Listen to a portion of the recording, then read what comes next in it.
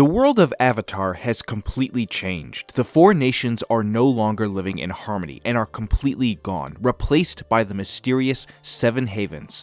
And at the center of this cataclysmic shift is Avatar Korra. In this video, we are diving deep into the biggest questions surrounding the new Avatar Seven Havens series. What could Korra have possibly done to shatter the world into pieces as we knew it? Let's explore those theories, the clues, and the hidden meanings behind one of the most shocking twists the Avatar franchise has seen yet. The reason that I'm making this video now is simply because of limited information that we have about the show, which makes theorizing all the better until we do end up learning more about it. So I can't wait to see what you guys theorize in the comments as we run through this video. The first theory comes from my good friend Caleb Williams, who is probably the best reporter out there when it comes to keeping you up to date with Avatar news. As he says on Twitter, I wouldn't be surprised if the great cataclysmic event Avatar Korra tries to stop and fails is a firebender using Sozin's Comet to nuke the planet,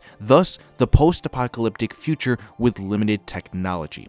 This type of theory is the kind of theory that I would firmly place in the quote-unquote cool category of theories. It's one that when you read it on paper, you say, that's awesome, but then when you factor in the universe and the lore behind it, you realize that it would probably be a stretch and would take some interesting writing to help craft it. For one, you are talking about whoever this firebender is being more powerful than firebenders like Iroh, Ozai, and then to that point, you have to ask the question, would the Avatar, in this case Korra, even be powerful enough to take this giant flying rock and throw it right into the planet? We've seen the Avatar in the past take literal chunks of the planet, terraform them, and move it away from where it was connected before. Avatars can do things that even as fans might say, yeah, you shouldn't be able to do that kind of stuff. A firebender without the Avatar's powers would seem very far-fetched to be able to do that. Then again, we've also seen non-Avatar based benders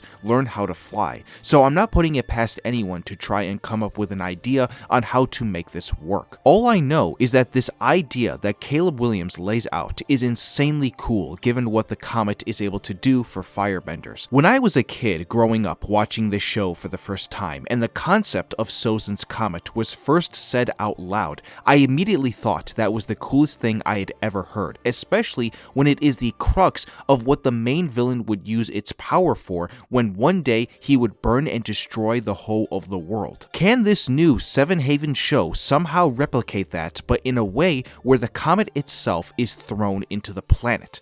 I really don't know the answer to that question, but Caleb was smart enough to think this theory into existence, and I can't thank him enough for that, because now it makes us all keep thinking and theorizing more. Now, this next theory probably has a bit more weight to it in terms of its probability, and I'm sure many of you have seen people mention it a lot, but it has something to do with the spirits and the spirit world. Where this theory finds its backing is based on the ending of the Legend of Korra, where a spirit portal was opened to the spirit world for people to travel into and spirits to live amongst people in the real world. Where the cataclysm of it all has merit to it when connecting to this portal and the spirit world is that fans have theorized that in some way a person or a group of people will try and use this for nefarious purposes, and it will send Korra down a path in which she may not be able to save one over the other. If she saves the portal and the spirit world, the planet goes into the cataclysm. If she doesn't, the planet will be saved and she'll lose the spirits for good. I'd imagine, given how prevalent the spirits have now become in the lore of Avatar, this would have to be something that Korra could absolutely not lose. She lost the connections to the past Avatars, and now if she loses the spirits too, that could be it for the Avatar as a concept even existing within the world. It opens up so many possibilities for Michael DiMartino and Bryan Konietzko and whatever other writers they bring on to play around with the ideas presented here, if and only if this is the direction they are going down. Based on what happens in The Legend of Korra, this theory has much more weight to it in terms of it being possible while connecting back into the previous series, and that will end up being one of the biggest questions we end up asking. Are Bryan and Michael going to make this cataclysm-causing event tie into any of the previous two shows, or will it be a new type of conflict that arises? What in your mind do you all think that it should be? The Legend of Korra had multiple different conflicts and villains in it that came from some kind of new story. Amon, as an example, is very much a new character with his own set of beliefs with no connection to The Last Airbender. The only story that would sort of connect with The Last Airbender with the main characters was Yakone, who had sons, Amon and Tarlok, who we see in Book 2. So that makes us ask another question. Let's say a person caused the cataclysm fighting back against Korra. Does that person still show up again after what happened, or did they die with Korra as well? The possibilities for that kind of scenario are endless, but this is certainly one of the theories that definitely I think will potentially end up happening when the show comes out. Now, my idea for any other possible theories as of right now is very limited, so that's why I call on all of you watching to please drop your theories in the comments if you have anything else different. One of the only other type of ideas I have in mind is that the cataclysm that threw the planet into chaos was caused out of some natural disaster type event. Perhaps, and this tied in with the spirit world / portal theory, but what if opening up the spirit world and portal into the real world causes the planet itself to become unstable and it can't sustain with the amount of energy that it is producing? In the first look picture, you can tell that environmentally, the landscape is very jaded and changed, and even though this is the only official photo that we have right now, it does give you that kind of idea in mind. Perhaps, with this theory, again, like with that last one, Korra had to make a very hard choice that caused the planet to go to hell, and it took her with it. Perhaps she sacrifices herself to protect both. After all, that is one of the details we kind of know right now with how things went down, where she dies in the process of it all happening. And that's the way that I want to end this as well, by talking about how this whole thing affects Korra and her time as Avatar. Now, it should be made clear, a reason for me making this video is not to shit on Korra. That's not the kind of person that I am, nor do I want the comment section of this video to be a war between fans arguing about her. We are here to discuss the topic and the topic only.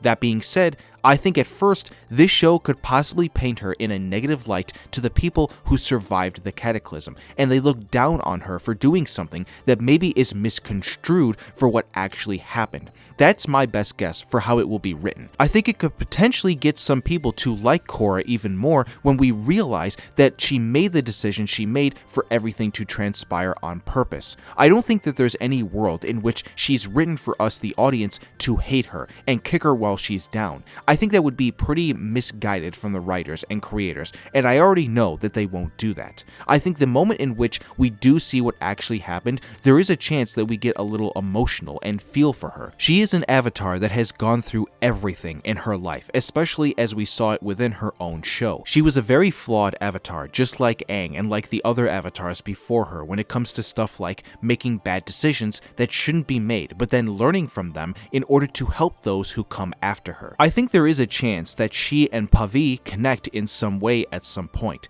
How they do that?